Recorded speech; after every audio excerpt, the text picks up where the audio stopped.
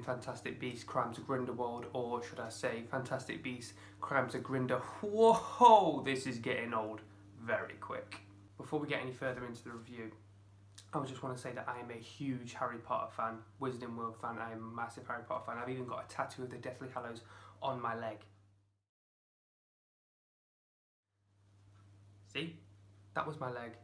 That was my Instagram. That was my tattoo. I told you, wasn't lying. Which is why I was so disappointed with this film, because mainly it was just so boring. I mean, nothing really happened. I'm going to go into it a little bit more, but 3/4 of the way through the film, I turned to my wife, who I was watching the film with at the time, and I actually said to it, is it me, or has nothing happened yet? And we were talking about 3/4 of the way, almost nearly finished the film, and I felt like nothing had happened. There's not much of a plot at all.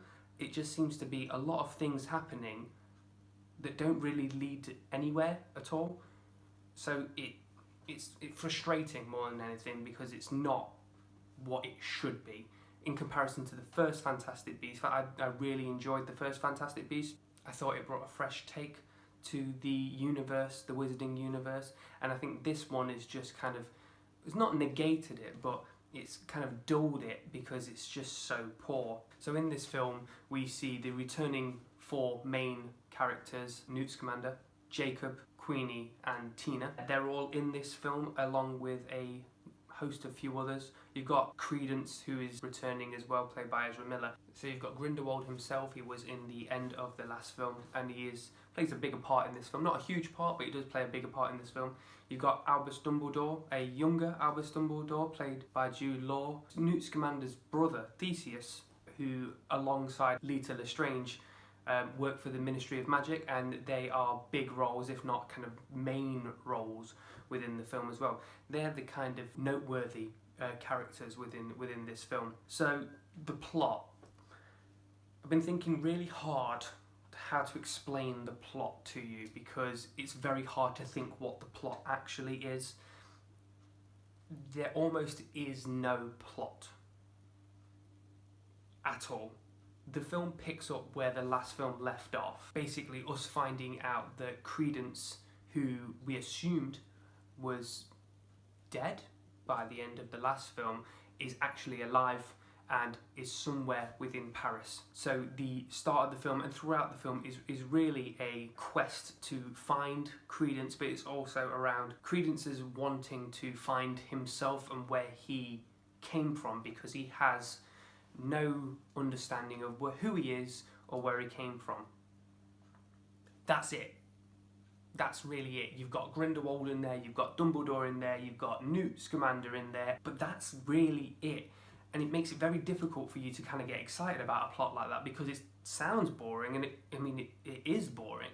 The characters within this film, so you've got the four characters, the 4 main characters that were in the last film: Newt, Tina, Queenie and Jacob. The only person within those 4 that really play a main role within this film is Newt. I mean, it has to, because he's the main character of the film, but the other 3, especially Tina, are completely sidelined in this film, which is extremely odd considering they are the main characters of the first film. Queenie has got an extremely weird storyline that makes no rational or logical sense towards Jacob. I won't go into it for spoiler territory, but it just makes no rational sense at all to do what she does within this film for the reasons that she's doing it. It makes no sense at all. I just don't understand it. And Jacob is literally there to make jokes here and there that aren't funny. So it's very odd to see that group of cast that worked so well in the first film and use them in such a way in this film that makes them just not interesting at all. Leta Lestrange in this film, alongside Theseus, which again is Newt Scamander's brother, they make for interesting watching. Again, there is a reveal at the end of the film regarding Leta Lestrange, but again, it's it just falls flat. It's not exciting. You don't get enough time to get invested within these characters, I don't think, because there's that much going on, but at the same time, nothing's going on. It's extremely frustrating. The most exciting character in the entire film is actually Dumbledore, and I think Jude Law, for the screen time you get of Dumbledore, I think he did a good job with what he is. I actually quite liked Jude Law as a young Dumbledore. I was a little bit trepidatious around the casting choice when it first came out. I thought, Jude Law, Dumbledore, I don't know. But it actually did an alright job. And you are almost convinced that this is a younger Dumbledore, which is quite nice. And in comparison to all the other characters that you don't really get invested in, you don't feel that much for it, it's quite nice to see. And I think Jude Law did a good job with that element of it. Grindelwald himself, he's in it. He doesn't really do much. Johnny Depp does an alright job with what he's got of it, but he's just not scary. He's supposed to be this leader, this terrifying wizard that everyone fears, very similar to, you know, the air of fear of He Who Shall Not Be Named. But you don't get that from Grindelwald at all. He's just very much like, he's just this guy who gets people to do what they want, and he is a powerful wizard. That's it. And it's you just don't get the same sense of dread as you get when you're talking or comparing it against Voldemort. It doesn't work at all.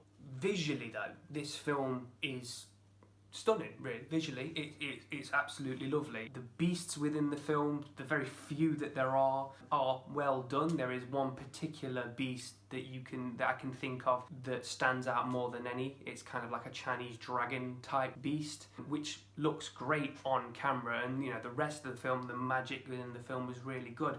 But style over substance never really works for me. I'd much rather have a film with a good plot, good characters that I can get invested in, and very little of your fancy CGI. Just give me a good film. I know that this film is going to have a lot of magic in it because it needs to have a lot of magic in it. We are talking about witches and wizards here, but at the same time, don't overcrowd it so much with all of that to think I can wow the crowd or I can wow the audience with these visuals, because if I don't have a good story, I don't care about the visuals, and that's exactly what this film is. I just don't care about anything that's happening because it's just a boring story. Now, I don't know if it's set up this way to lead on to another part. Maybe it's kind of like a filler, because there are 5 films that are scheduled for the Fantastic Beasts franchise, so hopefully it's one of those transitional films, but it's not making me excited for the next one. I think a lot of the frustrations come from a lot of the decisions that are actually made within the film as well. A lot of decisions that are made around certain characters. Credence in particular is really, really annoying for anyone that understands the history of Potter or is a big Potter fan. I think a lot of people are going to be coming away from this really quite annoyed, because there's a lot of things that happen that necessarily shouldn't happen, or if they do happen, they're just not explained at all. I really want to like this film. I do. With me being such a huge Potter fan, I really, really want to like this film.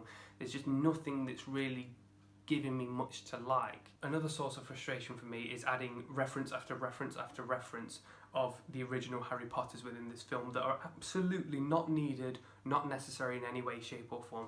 This is not a spoiler, but Nagini is in this film, but not as a snake, right? Why? Who really cares? Unless they do something with that, which I don't think that they're going to do considering what's in the film. Who actually cares the fact that Nagini is in this film, other than the fact that you can say, guess what? Nagini's in this film. If you're gonna fill your film with stuff like that as a substitute for actual good storytelling, just write it off. No thanks. And I think that's a good place to end the review. So, would I recommend this film? No, not at all. Not to anyone. It doesn't have a good story. It doesn't have casts that keep your interest. It doesn't really have much of anything. What it does have is Albus Dumbledore, and it has good visuals. That's it. And it pains me, really. It does pain me to say it, but that's pretty much it. Let us know what you think of the film. Pop a comment in the comment section below. Make sure you like the video and subscribe to the channel as well for any future videos we've got coming out. We also have an Instagram account that we update on a daily basis, so make sure you like that as well. Jesus. Could someone get me a butterbeer?